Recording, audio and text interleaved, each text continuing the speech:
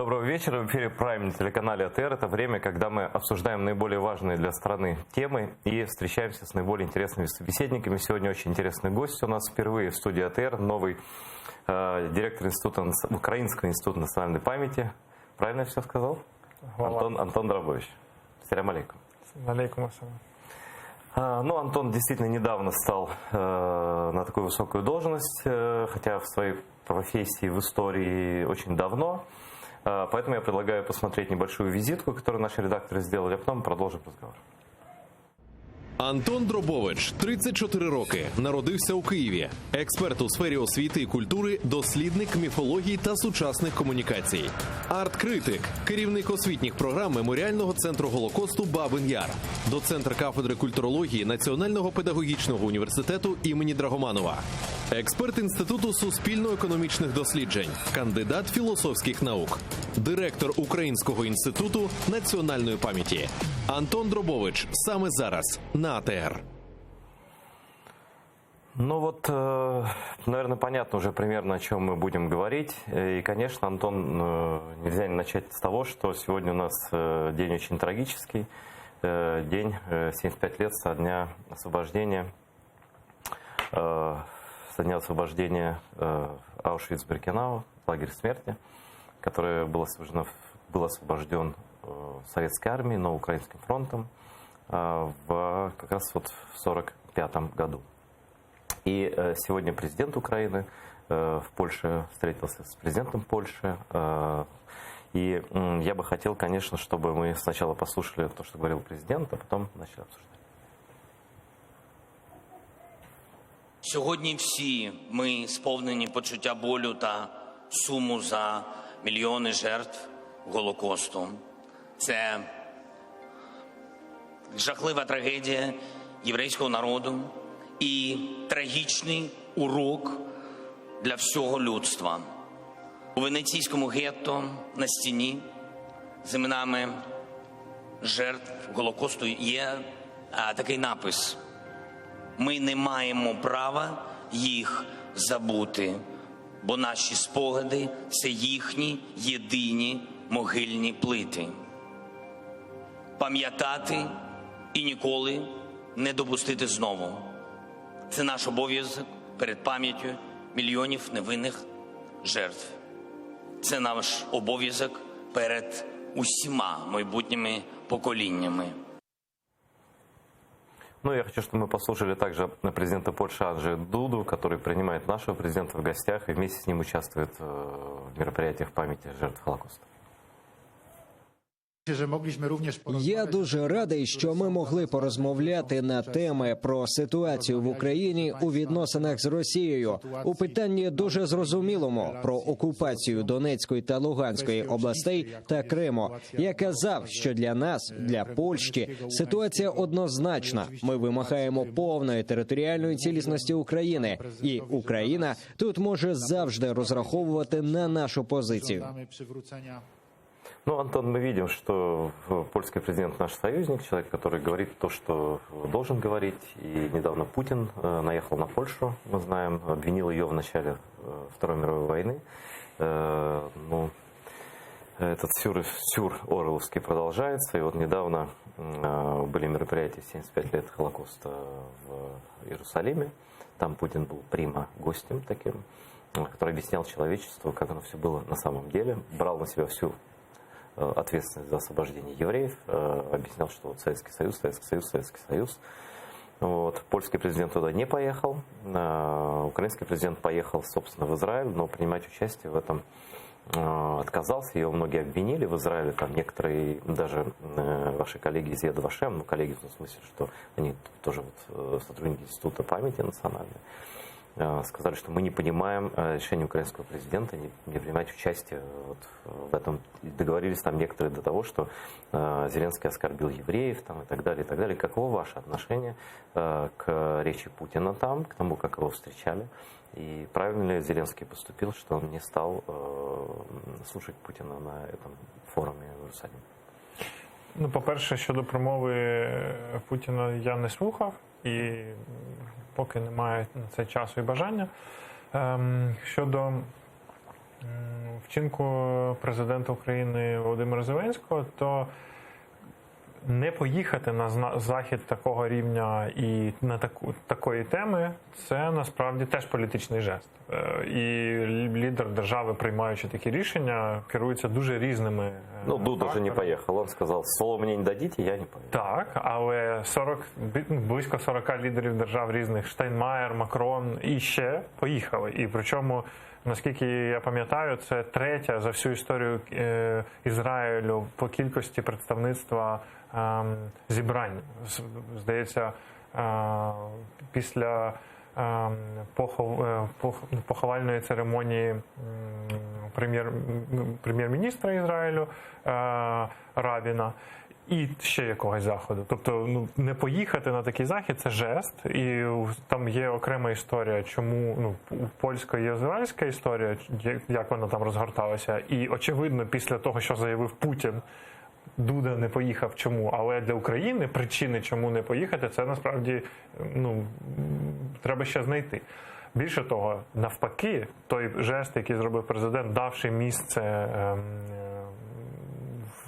на цьому форумі людям, які пережили Голокост, розцінили багато хто розцінив, в тому числі в Ізраїлі, як правильний і хороший вчинок. Тобто держава Ізраїль отримала той жест уваги і поваги, візит такого рівня президента України. Але президент України не пішов слухати Путіна, бо всі розуміють, що це для нас неприйнятно, і це зрозуміло. Натомість туди пішли на цей форум люди, яким це було важливо. Тому, знаєте, а ще в контексті того, що президент ще й Аушвіц відвідав, то насправді це, знаєте, позиція по Голокосту в цьому році дуже чітка в Україні. І нас ніхто не може звинувачувати в якихось непослідовностях. Президент відвідав дві наймасштабніші події цього року. І це насправді правильний хід. Я не могу с вами не согласиться, потому что это на самом деле так. То, что касается, вот вы сказали, большого представительства, наверное, это все-таки тоже какой-то плохой симптом для руководства нынешнего Израиля. В обществе разные мнения. Я читал статьи, которые категорически против израильских публицистов, крупнейших газет, которые были противниками того, чтобы Путин там выступал и в роли миротворца, и так далее, и так далее. Но там не было, в этом зале конкретно не было двух лидеров стран, где, собственно, произошло наибольшее количество убийств в ходе этого преступления. Это Польша, 3 миллиона, по-моему, 300 тысяч, и евреев, и Украина что-то около 3 миллионов тоже. Точно цифры не помню. Но это много. Это две страны, где вот Холокост был в наибольшем, так сказать, в наиболее отвратительных формах. И, собственно, там все лагеря строились в Польше практически. В Украине были гетто чуть-чуть, но в основном были просто массовые расстрелы здесь же, да, вот как Бабий Яр и так далее. Ви ж, до речі, там якраз займаєтеся цим вопросом. Це, до речі, дуже тривожний дзвіночок для Ізраїля. І от сьогодні буквально вранці був Український центр дослідження історії Голокосту, проводив щорічний круглий стіл, на якому виступали всі дослідники в Україні, дуже потужна громада, і в тому числі виступав Йосиф Зісельс, і він цитував ізраїльські ЗМІ і казав, що багато хто в Ізраїлі вважає, що звинувачує зараз уряд Ізраїлю в тому, що він продає Голокост. Да, іменно так і пишуть в ізраїльських газетах, я теж читав. Тобто це тривожний дзвінок, і те, що України і Польщі не було на цьому форумі, так, це над цим насправді слід задуматись, і всі, хто в дипломатії розбирається, всі, хто читають такі речі, зчитують такі, вони і зробили висновки, в тому числі в израильском суспільстві, але и по всему свету.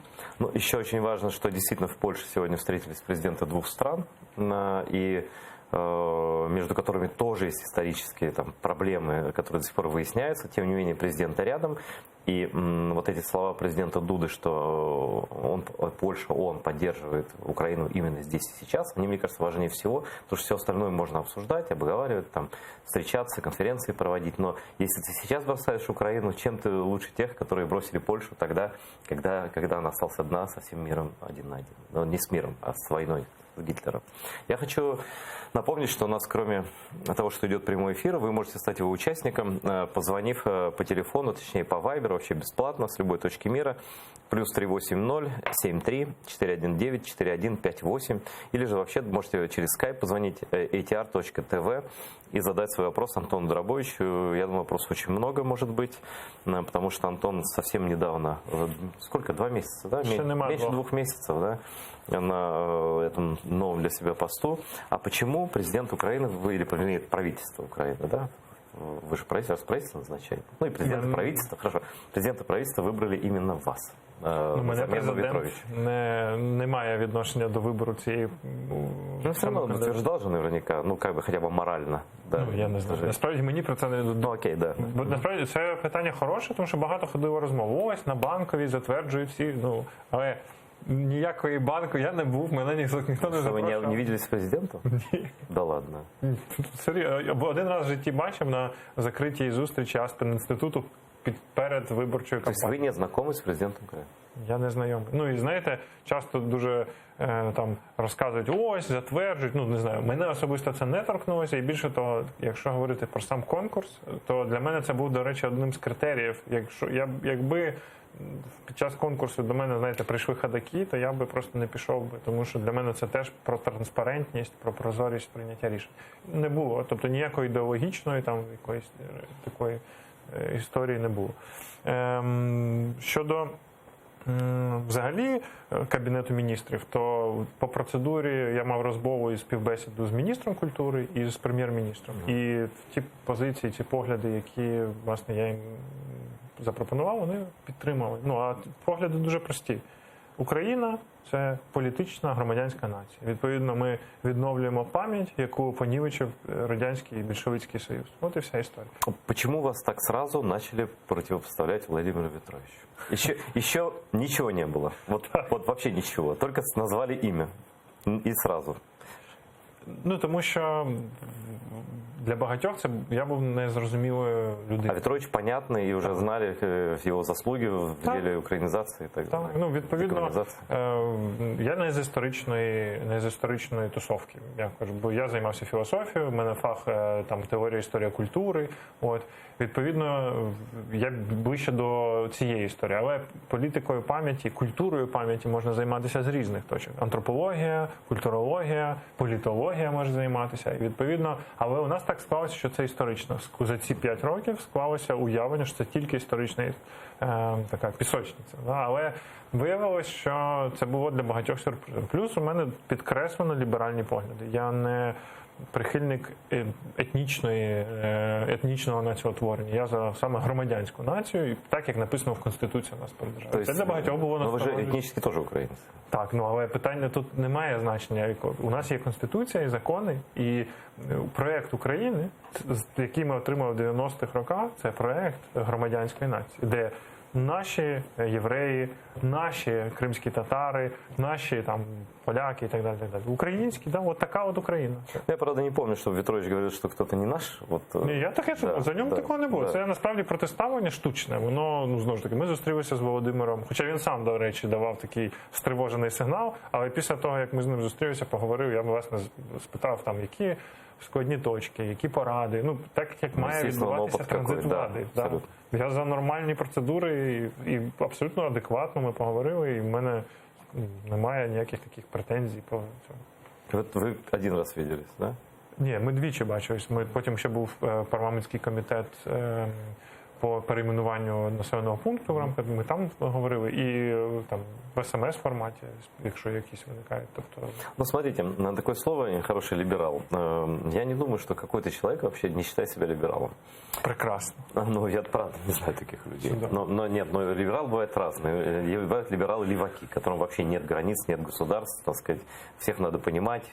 Путин тоже человек. Ну, знаете, да, таких леваков, наверное, тоже в жизни такие встречаются. Вот.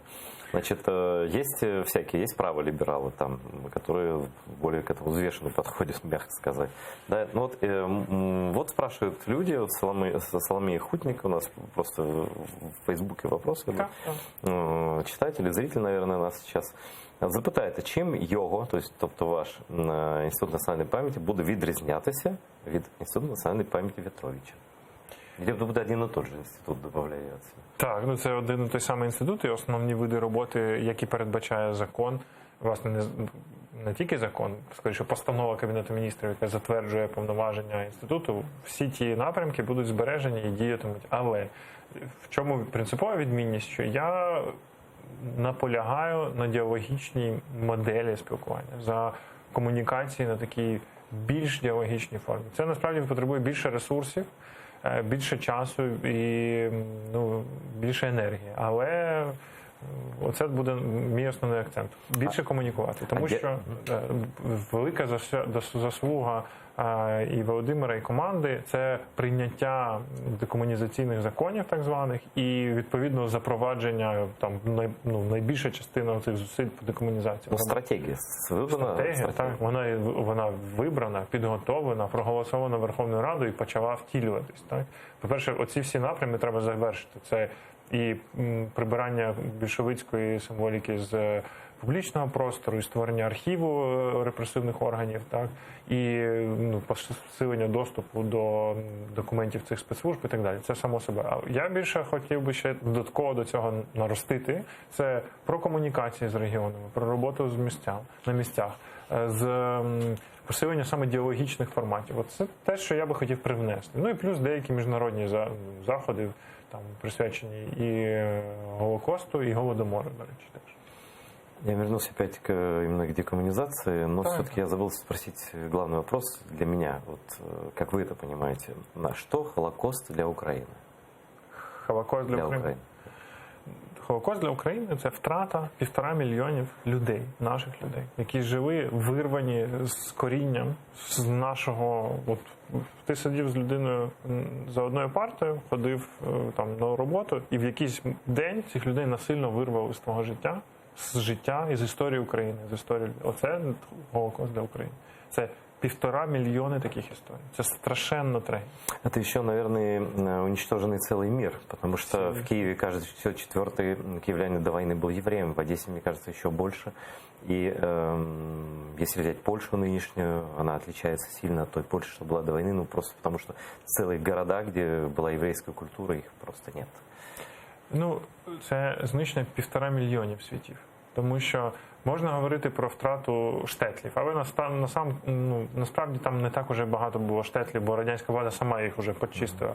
Було дійсно міста і райони переважно заселені євреями. Але все одно на той час вже багато євреїв, вони були асимільовані в радянській оцій матриці. Да? І в великих містах переважно єврейське населення жило это как в Германии. Многие же евреи считали до войны, после Первой мировой, что они же стали частью германской нации, и все будет хорошо. Тут було і так, як в Німеччині, і на Заході, там, наприклад, в Галичині, і так далі, були дійсно компактні. Тобто ми мали і ті історії, ми втратили і той світ, і ці світ. Фактично 1,5 мільйони світів, і плюс цілу культуру.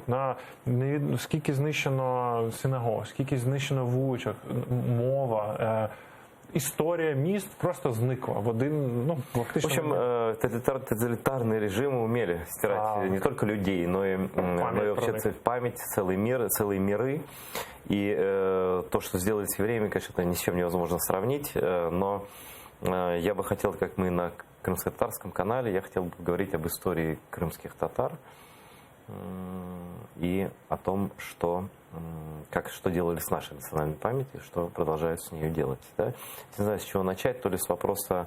Давайте начнем с вопроса, который прислала Гульнара Бекирова. Это известный крымско-татарский историк, вы, наверное, знакомы, да? Значит, Гульнара Бекирова, она пишет про... Ее конек — это период борьбы за возвращение крымско-татарского народа в Крым после депортации. Да?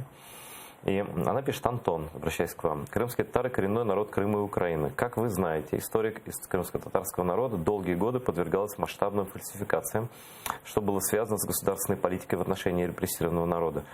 Мы очень хорошо знаем название этой политики – Крым без крымских татар. Но, по сути дела, это было такое окончательное решение вопроса, от себя добавлю, только другими немножко методами. Выслать, пусть сколько там угодно умрет, остальные остаются, все уничтожаем, кладбище, память, язык, ничего, просто не было вас, и все. Я свою национальность не мог найти ни в каких каталогах. В 87-м еще году уже перестройка была, но нет такой, нет и все. Да? Дальше продолжает Гульнара Бекирова. Эта политика проводилась полвека после изгнания крымских татар 1944 года. В результате в Украине выросло несколько поколений, которые знали о крымских татарах только то, что они исконные враги украинцев. Ваш предшественник на посту Института национальной памяти Владимир Ветрович много сделал для того, чтобы изменить эту ситуацию. Практически все последние значительные исторические конференции, УИНП, встречи, презентации книг проходили при участии крымско-татарских историков. Отдельное спасибо институту, говорит Гульнара Бекирова, за участие в существенном обновлении школьной программы. Сюда вошли узловые проблемы, важнейшие темы истории крымско-татарского народа. Мой вопрос таков. Сохранится ли эта стратегическая линия, или крымские татары в рамках парадигмы о многонациональной Украине снова станут народом, о которых вспоминают лишь иногда, в числе других, это я себя добавлю, как это было модно. На вас там в Крыму много, но нам всегда это так говорили, да? Вот, о котором вспоминают лишь спорадически, через запятую, вместе с остальными десятками этносов, населяющих Украину. Ну, ні. Особливий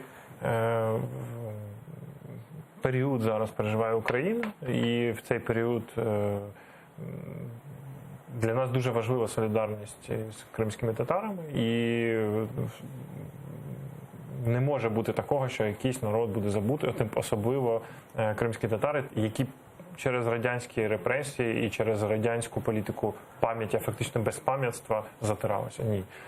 Власне, інститути створені для того, щоб всі ті історії, які навмисно затирав Радянський Союз, відновлювати. Це стосується євреїв, це стосується кримських татарів.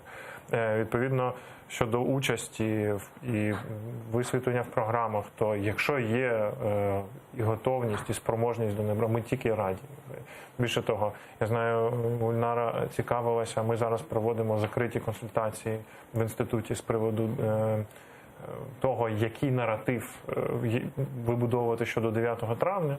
От, і я знаю, вона цікавилася, чи будуть залучені фахівці в ці консультації. На першій дійсно не було, але там формат такий. Але будуть залучені і власне і вона, і інші фахівці до таких консультацій. Так само з конференціями. Цей ракурс не зникне з інституту. Знаете, я вот немножко, может быть, долго зачитывал и не очень четко, но Гульнара Бекирова имела в виду вот что. Я просто как крымский татарин вам доложу ситуацию. Значит, нас после того, даже когда мы вернулись в Крым, вопреки желанию кого бы то ни было, Советского Союза и так далее, и властей Крыма, которые всегда были очень пророссийские, всю эту историю, и новейшую в том числе, нас приучали к такой мысли, что вы выпендриваетесь, вы одни из там 20 народов Крыма. Говорили о каких-то итальянцах, там, о генуэзцах, хотя, это просто безграмотность, это все часть нашего народа, в итоге нашего этноса, ну ладно. То есть нас приучали к мысли, что мы такие пришельцы, да, типа живите, но все-таки вы тут вот так, да, пришли погулять, хорошо, что вот вы еще как-то тут живете, но в отличие крымских татар, допустим, от любых других национальных меньшинств Украины, состоит в том, что у нас нет другой этнической родины. В отличие от армян, от греков, от других людей, у них есть государственное право. У нас нет. Более того, умножаем на 2, если не на 10, наша родина находится в оккупации сейчас. Да? И Гульнара, наверное, имеет в виду, будет ли какое-то особое внимание этому уделяться, потому что одновременно Россия сейчас распространяет ложь, она повторяет советскую ложь о предательстве крымских татар в годы Второй мировой войны, о том, что это один из многочисленных случайно оказавшихся этносов там, да, и вот что Украина противопоставить может этому, как она должна поддерживать именно нашу историю крымских татар, нашу историю Крыма, не их, которую они сейчас будут придумывать, начиная от того, что Крым это там родина русских людей и так далее. Знаете, даже слышали все. Херсонес. Да. той захід, ті заходи, які має робити інститут, вони пов'язані з історичною правдою. Ми маємо показати і розказати і підсвітити, в тому числі багатосотлітню історію життя кримських татар. І, наприклад, для мене було абсолютним подивом, що більшість людей не знали, що Петро І платив данину кримському хану. От, наприклад, і такі речі... Неприятности быстро забуваються такого роду, да? Ці і такі речі, вони мають стати частиною, і вони будуть частиною програми інституту. Ми маємо розказати про і культуру Криму, і про Кримське ханство, і про складні. У нас не були однозначно райдужні стосунки, але це були стосунки там воюючих або союзних держав, які то з тими воювали, то з тими. Це були нормальні середньовікові отношения між державами. Тут дуже важливо, те, чого боїться Росія – суб'єктність. У кримських татар була суб'єктність тоді, коли російську суб'єктність ніхто взагалі не помічав. Так? І про це треба розповідати. Якщо про це запитання, то я взагалі вважаю, що... А слышали недавно Рифат Чубаров, глава Меджлиса крымстарского народа, в качестве дискуссии, обсуждения предложил обсудить идею отмечать, включить в число памятных дат украинских, в том числе военной истории, которые военные должны знать, да, и преподаватели военных вузов, ну и для остальных тоже, взятие Москвы, сколько будет, боюсь второй, Рифат, извините, я не помню, но в общем, это сколько-то сот лет, просто вылет 1500, просто сейчас не отниму. Очень круглая дата в следующем году. На самом деле 2 раза Москву брали и сжигали, поэтому вообще сжигали, я думаю, не сами, как показал опыт наполеоновских войн. Но факт, что брали, что ставили на место такую большую империю. Вот как вы относитесь к внесению крымско-татарских памятных дат и героев крымстарского народа, таких как Наман Челебиджихан, Крымская республика 17 года и так далее, вот инкорпорировать их в украинскую историю, отмечать в учебники і так далі? Мені здається, нічого не треба інкорпорувати. Просто треба розповідати, як воно було. От вся історія. Иногда формальность тоже важна, да? Вот если пока не внесешь в учебник, вы же говорили про учебники, да? Так, ну в тому числі. Такі дати важливі, ми маємо про них говорити. Якщо ми про них забуваємо, це значить, у нас не повна картина. Бо, знову ж таки, не розуміючи суб'єктність... Вот, Антон, я забыл. Вот редактор у меня грамотная. Анна, она написала 450 лет со дня сожжения Москвы. 1571 год. Ну, Девлет Гирей, хан. Власне, тут питання не в тому, що в спаленні будь-якого міста нічого хорошого нема. Але это питання... так это в русской истории называлось, сожжение Москвы. Они же любили, когда их там жгут якобы под корень, хотя никаких геноцидов никто не совершал. Але просто треба розповісти, як так сталося, що кримські татари де живуть і прийшли туди. Ну це ж, мабуть, вже треба було... Достали. Просто достали. Всі ці перипетії треба розповісти, пояснити і розказати. Хтось був колись прав, хтось колись не прав, але просто це треба знати. І про кримських татар дуже важливо. Це суб'єктність. Росіяни затирають це, бо вони вважають, от у них суб'єктність, а там це якась непонятність. А у них українців 40 мільйонів, не люди. Конечно, да. І вони взагалі самі перемогли в Другій світовій війні, а всі остальні так рядом стоять. Оце треба виправити. І для Українського інституту національної пам'яті це дуже важлива історія. Тому що це і про нашу історію. Якщо ми разом з кримськими татарами об'єдналися, і ми усвідомлюємо рівень цієї суб'єктності, да? Частина, як, наприклад, кримські татари і Османська імперія, там теж були історії, вибачте. Там дуже складні були взаємоотношення. Да. І показати, що Османська імперія, яка у них була суб'єктність по відношенню до кримського, які були стосунки, вони ставились багато, навіть мені до військових конфліктів доходило, це треба розказати. А смотрите, но если уж, грубо говоря, так, мы прекрасно знаем, кто главный враг украинской государственности, кому она вообще не нужна, и для кого такого народа нет, и такая страна случайно, а язык выдуманный по пьянке графом, там это Путин говорил просто, в своих выступлениях. Я понял, что вы его не слушаете, но я докладываю, да. Вот. И любая победа над ослаблением Московии в любой исторический период – это безусловный плюс для украинского народа, который мог быть в разных государственных образованиях тогда, но существовал все эти тысячи лет и больше, да, в разных вариантах. Но я вот что хочу сказать, что есть не только советские мифы, есть мифы, которые, как бы сказать, скопированы с советской истории, которая считала крымских татар несуществующим народом. И некоторые есть люди в Украине, я их, честно говоря, не видел никогда и не знаю. Но вот на глаза мне попалась книжка. Это один товарищ мне ее, это свежее издание, 2015 год. Ну, собственно, я хочу, чтобы мы посмотрели сюжет про эту книгу. Она называется «Украина и Крым в историчных взаиминах». Да? Вот так. Я хочу показать и Антону Драбовичу, и всем вам, что содержится в этой книге, а потом расскажу историю издания, и мы обсудим вот такую позицию по отношению к крымским татарам сейчас. Как это неудивительно. Давайте посмотрим.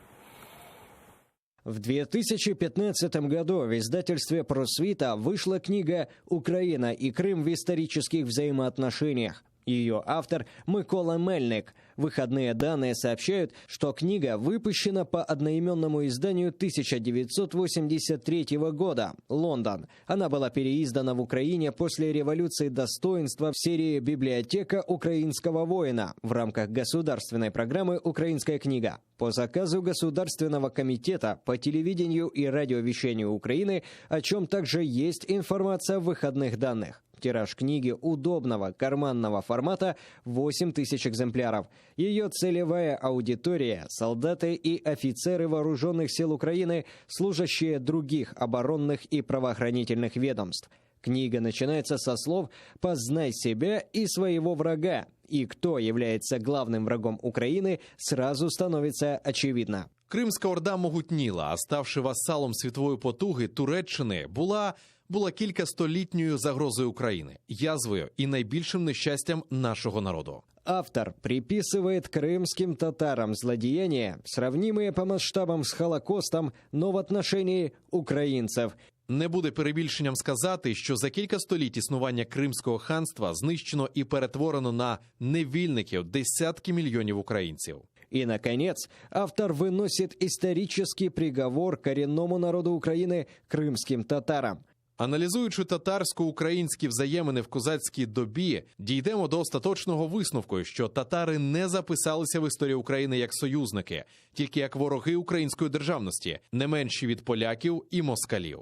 Касаясь периода Второй мировой войны, автор книги повторяет советский миф о том, что крымские татары встали на сторону немецких войск. Именно этот миф, напомним, был официальным предлогом для сталинской депортации в мае 1944 года. А также сообщает о депортации крымцев в Сибирь, хотя местами тотальной высылки были Узбекистан и Урал, и утверждает, что в Крыму после депортации остались 10-20 тысяч крымских татар, хотя на самом деле ни одного человека.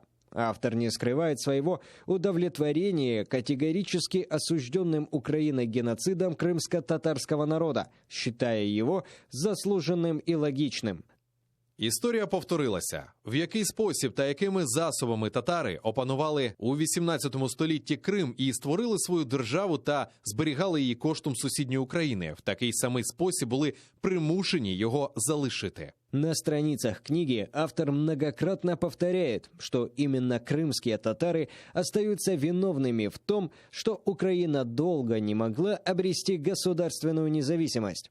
Опанування Криму татарами, а одночасно знищення ними української державності над Дніпром була тою головною причиною, що Україна по нинішній день не змогла закріпити своєї незалежності. Наконец, автор книги повторяет послевоенный миф, выдуманный сталинским руководством о том, что Крым должны были захватить евреи, оперируя теорией всемирного еврейского заговора и ссылаясь при этом на несуществующую еврейскую прессу. У 1946 році, коли Совєтський Союз ліквідував Кримську автономну республіку і перейменував її в звичайну область РСФСР, світова жидівська преса видвигнула сугестію совєтському урядові, щоб утворити на Крим Єврейську автономну республіку, бо Сибірський Біробіджан для жидів зазимний. Ну, я же не говорю про то, что... Ладно, книга абсолютно антиисторическая. Здесь даже я могу найти кучу ошибок таких, да, непонятных. И меня даже на самом деле не очень интересует, кто это написал. Написал в эмиграции какой-то человек. В 1983 году где-то там издали в Лондоне каким-то там маленьким тиражом. Наступает 2015 год, победа революции достоинства, аннексированный Крым, репрессии против крымских татар. И в разгар всего этого в 2015 году кто-то, какой-то государственный чиновник, не знаю где, в Министерстве культуры или где-то в Держкино, подписывает бумагу, но ее нетрудно прочитать, меня заняло полчаса, Вот какие-то эксперты утверждали этот текст, да? И он вышел в библиотеке украинского воина. Что-то мне подсказывает, что государство оплатило вот эту брошюру, абсолютно ксенофобскую, и теперь она лежит в каждой воинской части библиотеки, и любой человек при слове «Крым» может, ну, солдат, он же не обязан всю знать историю, да? Любой командир, любой там воспитательный работник там в части может взять и ознакомиться с тем, вот с какими врагами приходится иметь дело по сей день. Как вам штучка? Ну, це ганьба. Тут про це, що тут ще скажеш?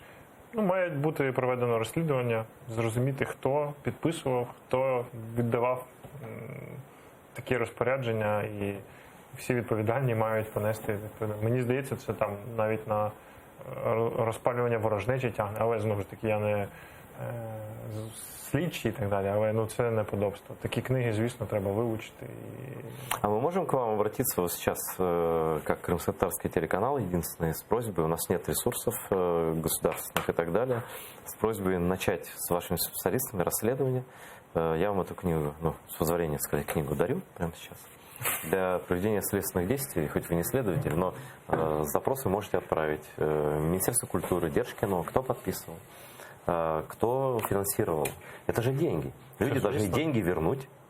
Их имена должны быть известны, чтобы никому больше не приходило в голову издавать такое про крымских татар, ксенофобское такое чтиво, где до кучи евреев замешали. Ну, такие издавать книги, там все будет, да? Только начни. Вот вам не кажется, что надо как прекратить возможность вообще издания за госсчет таких? И как вообще это можно сделать? Вот прокуратура, что должно быть вот в таких случаях?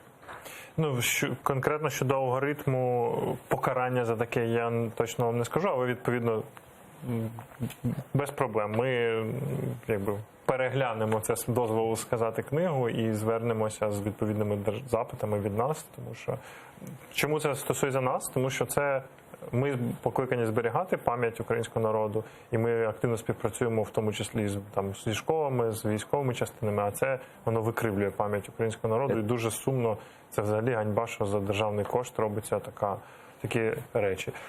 По процедурі гіпотетично, як би це мало бути, відповідні органи, які причетні до затвердження, видачі, видання цих книг, вони мають бути знайдені там виконавці, які мали там відрецензувати, експертні групи, хто деньги виділяв, комісія ж там є якась? Певно, так. Да. Знову ж таки, скоріш за все, тут знадобиться ще потім експертиза, коли дійде там, ну, добре, взагалі Крим.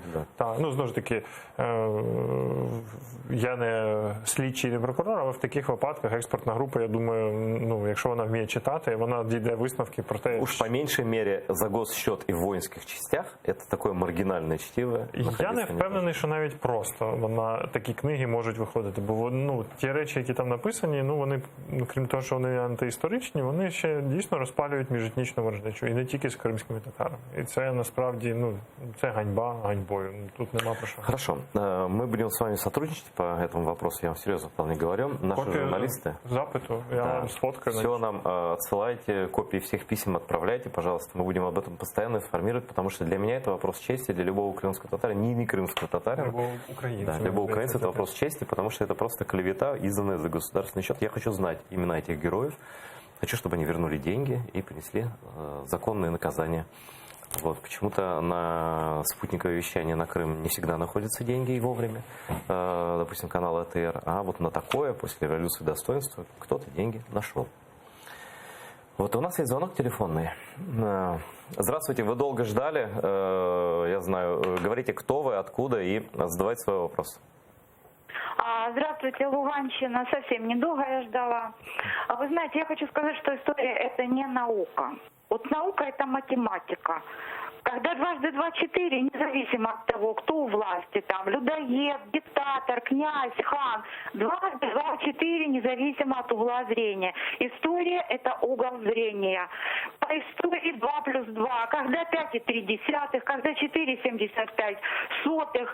То есть история – это продажная, так скажем, ну, как бы сказать, непонятно что. То есть все зависит от угла зрения, от конъюнктуры. То есть сегодня друзья, завтра враги. Вот это, ваш институт памяти, это беспамятство на самом деле. Вы боретесь с бетоном, с гранитом, в то время как живые представители той судебной коммунистической власти, скажем так, известный адвокат, его же никто не трогает. Вы же говорите, мы же не НКВДисты, чтобы... То есть живых никто не трогает. Но Антон-то как может этим заниматься? Его дело история же. Знаете, с прахом легко бороться. Что касается Крымского ханства, а скажите, пожалуйста, вот алгоритм их действий, чем они, собственно, занимались? Кто наших Роксолан, так сказать, доправлял сюда? Да, давайте, смотрите, вас как зовут, простите, пожалуйста? Интересно. Как вас зовут, простите, пожалуйста? Наталья. Наталья из Луганщины, да? Да. Во-первых, огромный большой привет Луганщине, людям, которые находятся близко к фронту и понимают, что такое угроза российской аннексии. Также я вам рекомендую прочитать книгу «История крымских татар». Недавно умер историк Валерий Евгеньевич Возгрин, где написано все и про тогдашнюю Украину, про взаимоотношения крымских татар, про все эти сложные вопросы, которые сейчас задаете в жанре художественной литературы, Роксолана и так далее. Там есть все написано как есть, да? Вот когда вы прочтете это, когда у вас образ крымских татар как людоедов и работорговцев уйдет немножко на второй план, вы захотите думать об этом, всерьез думать, вот тогда давайте будете звонить, задавать вопросы. Пожалуйста, не обижайтесь, но я крымский татарин, мне невозможно это слушать, да? Я наслушался про то, что мы... Про украинцев плохие вещи только Путин говорит. У вас на генетическом уровне, я не уверен, что у украинцев на генетическом уровне есть ненависть к крымским татарам. Я прошу прощения, но мне кажется, что ваши слова не соответствуют действительности. Мы слишком толерантны, даже к своей истории. То есть, что вы предлагаете? Зачем вы смотрите канал АТР? Это канал кочевников, которые вырезали миллионами людей. Я должна все смотреть. Что хочу, то и смотрю. Хорошо, но смотрите дальше. Может быть, вам придет в голову какие-то другие мысли. Извините, но я с вами прощаюсь. Всего вам доброго. Да, спасибо. Ну, вот то, о чем мы говорили сейчас, да? Как я рос, как все крымстары росли. Как росла, например, Севгиль Мусаева, может, вы знаете ее, это редактор «Украинской правды». Как мы все росли? Кто мы, спрашивали люди вокруг, которые читали советские книжки, учебники истории. Мы такие кривоногие, потные люди на маленьких кривых лошадях. У них, естественно, руки все в крови, которые откуда-то непонятно пришли в Крым. Всех там перерезали. Перерезали пол Украины, десятки миллионов перерезали. И, в принципе, мы никто, нас нет. Мы там случайно оказались в Крыму и так далее. Вы специалист по мифам, кстати говоря, я читал, у вас написано, да? Вот мне кажется, я не знаю, пусть другие люди возразят, но мне кажется, на данный момент, после того, как все-таки история еврейского народа была всемирно отмыта от клеветы, от всех этих заговоров, от всех этих младенцев съеденных и так далее, крымские татары остаются, на мой взгляд, самым оболганным народом. Мы предатели в годы Второй мировой войны. Мы пришельцы в Крыму, хотя крымские татары – это две расы, это три субэтноса, и это кровь в наших жилах всех жителей Крыма. Мы всех цветов радуги налицо, и вы никогда не определите крымского татарина по внешнему виду, потому что это как раз то, о чем вы говорите, это такой политический народ, но просто раньше образовавшийся, такой своеобразный политико-географический народ, чем-то похожий, может быть, на, как сказать, на американцев, таких, когда там люди приходили в Крым, но нет ни одного сведения о геноциде в Крыму до Екатерины, которая туда пришла. Да? И вот мы звонит с Луганщины, наша гражданка Украины рассказывает мне, крымскому татарину, про то, как мы Роксолан выкрадали, и что мы ключові враги України. Як з цим боротися? От підскажіть мені. Значить, по-перше, я ще хочу відповісти. Наталя поставила питання про чи історія це наука чи не наука. І в відповіді на це питання лежить відповідь на ваше питання. Наталю, якщо ви дивитесь далі, я би хотів два слова сказати на захист того, що все-таки історія – це наука. Тому що, дивіться, звісно, історія – це не фізика, де можливий експеримент, і це не математика, де можна побудувати формулу, але навіть, я хочу сказати, в формулах математичних помиляються. І там складні формули, там є помилки.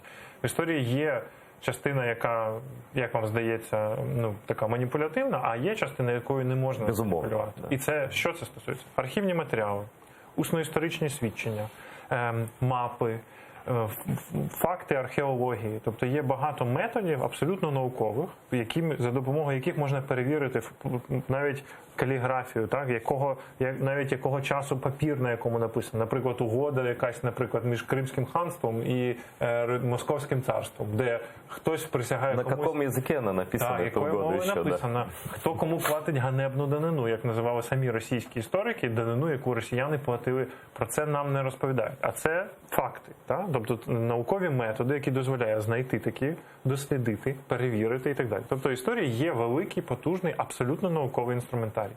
І от тут дуже важливо, якщо ми вдаємось до цього інструментарію, якщо ми перевіряємо факти, різні версії. Не, знаєте, один історик сказав, другий історик, а ти береш цього історика, ти звідки взяв? А розкажи, звідки ти взяв? З якого архіву? Ти бачив ці документи на власні очі? Звідки ти якісь джерела? І коли ми послідовно розкладаємо цю історію, ми добуваємо істину, яка вона була. Ну, звісно, багато що втрачено, багато що інтерпретовано, але порівнюючи ті десятки історій, свідчено, наприклад, Гійом Лавасер де Боплан, французький дослідник, французький сучасник козаків. Він приїхав сюди і залишив свої записи. Нам не треба по розповідям козаків дізнаватися, лише по розповідям козаків про нашу історію. Беремо французькі джерела, польські джерела, татарські джерела. По Криму то ж саме. Да, і досліджуємо. Із цих багатьох різних джерел ми дізнаємося більш-менш об'єктивну історію. І це називається наукові методи. Так само, і коли ми застосуємо наукові методи, а не міфологічні, якісь міфологеми, які придумали Російська імперія для того, щоб затерти пам'ять про народи, які колись з нею воювали, а потім вона над ними встановила домінування і затерла їх пам'ять. Коли ми використаємо наукові методи, ми дізнаємось, що так, Кримське ханство дійсно час від часу воювало з Україною, час від часу воювало з Польщею, час від часу союзничало з Україною, час від часу союзничало з Польщею. Тобто, що значить союзничало? Тобто, могли встановити дипломатичні стосунки, домовитись. Так, ви кажете, сьогодні вороги, завтра друзі? Таке буває. Ми живемо в світі, де люди можуть сваритися, але демонізувати жоден народ не можна. Українці теж, знаєте, до українців теж були претензії до козаків, що вони приходили, грабували портові міста, вивозили... Вообще это очень смешно, когда со средневековыми мерками тех времен, когда это было принято у всех европейских, скажем, народов, да, все эти и дань, и все такое прочее, и пленные сейчас подходят к современным отношениям и переносят их на отношения этносов. Так. Да. І тому я закликаю, не робіть висновки на основі цих штампів, які радянська пропаганда, а до того імперська пропаганда вкладала. Давайте все-таки користуватися цими науковими методами, які в історії теж доступні. І коли ми будемо працювати з першоджерелами, з архівними даними, зі свідченнями, перевіряти версії різних істориків, ми зрозуміємо, що і з кримськими татарами було по-різному, да? І з поляками було по-різному, навіть з росіянами було по-різному. Да? І коли ми розберемося в цьому, ми побачимо, хто намагається побудувати міф і нас обманути. І, як правило, ті, хто сіять ворожнечу, кажуть, от дивіться, вони погані, а ці хороші. От, як правило, ті маніпулятори, вони сіють, видумують ці фейки, фактично ці шкідливі Но эти міфи. фейки для чего? Чтобы в нашей стране устроить то, что когда-то на этой территории удалось, когда Московия перессорила всех и, пользуясь разобщенностью Литвы, Речи Посполитой, всех упаковала, извините, выражаясь сегодняшним языком, просто они всех обвели вокруг пальца. Да?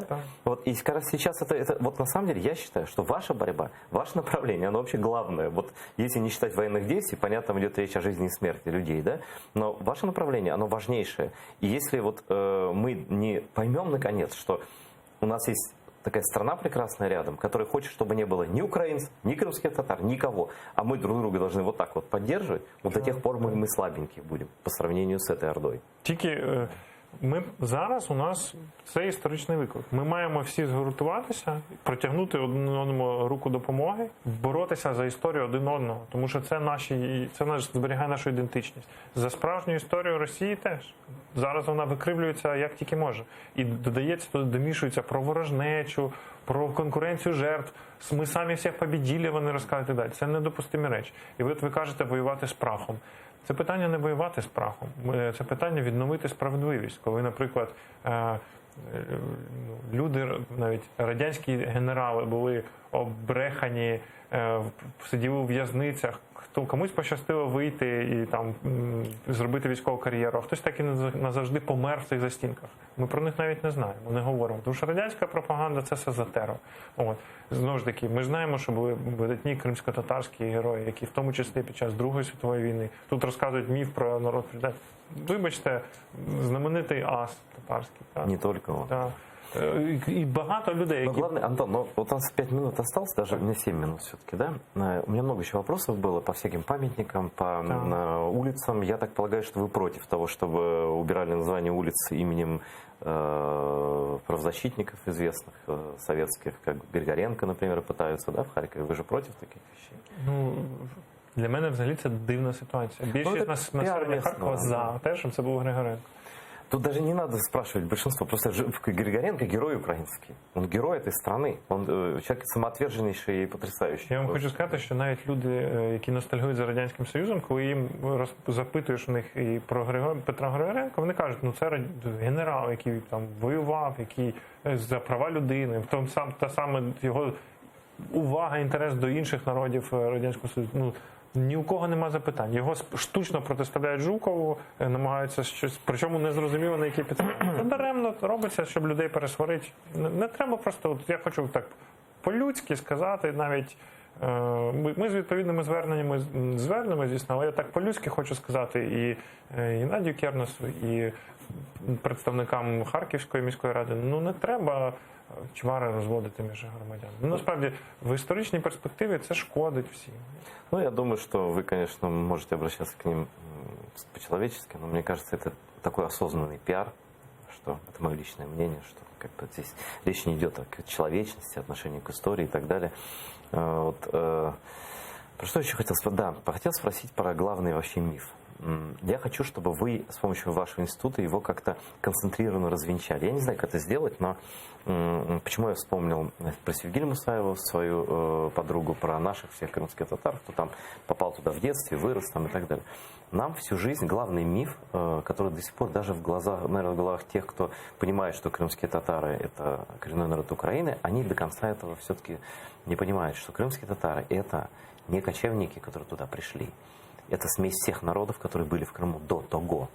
Это совершенно разные люди. Подчеркиваю, даже расово разные. И до сих пор в нашем районе, народе, ну, совсем разные люди, вы никогда их не назовете одним этносом. Так, да?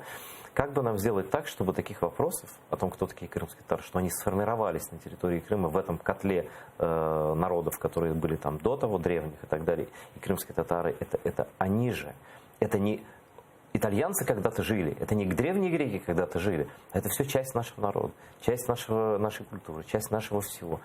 Я не знаю, как это сделать, может быть, вам виднее, но я бы хотел узнать. Я хочу, чтобы моим детям никто не говорил, что вы сюда на лошадях приехали. Єдиний спосіб розповідати правду,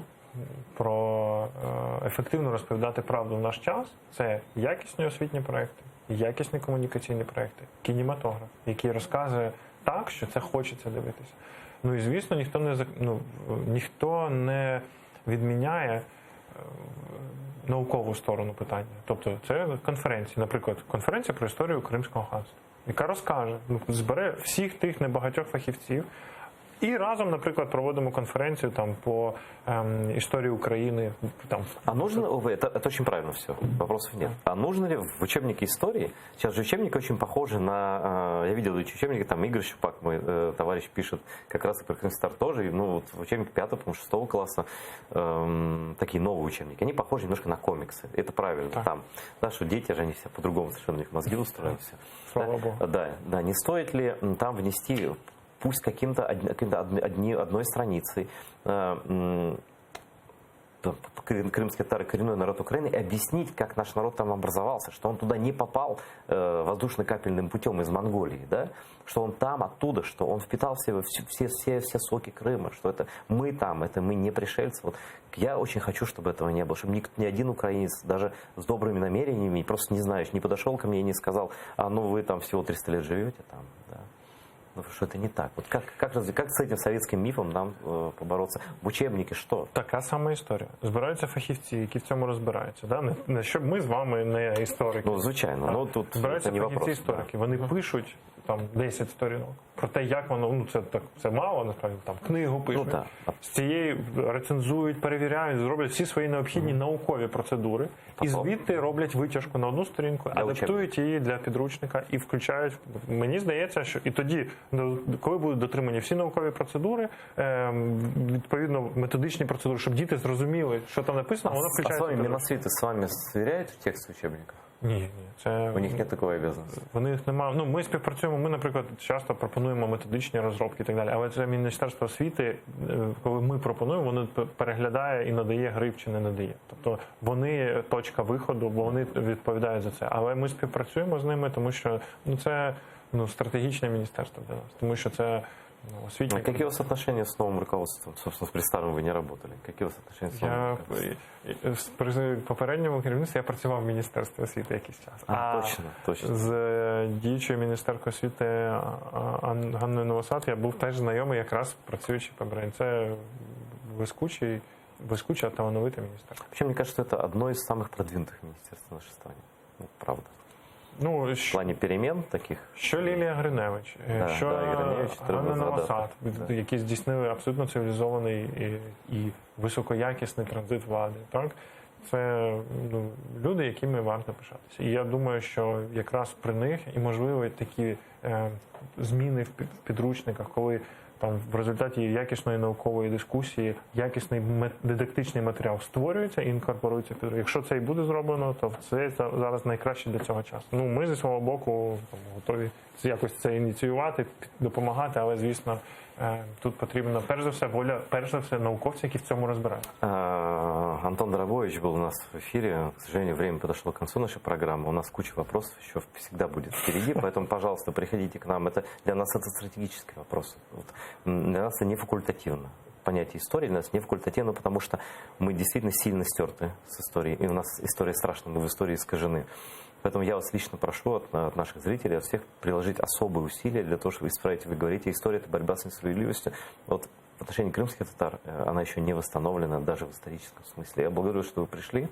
Мы постараемся это сделать. Я хочу, чтобы ваш голос звучал в нашей стране громко, и чтобы к вам прислушивались, и чтобы вы стали авторитетом, хотя бы всего 2 месяца на посту. Но я надеюсь, что все будет нормально. Спасибо большое. Дякую. Спасибо. Смотрите АТР. Всего доброго.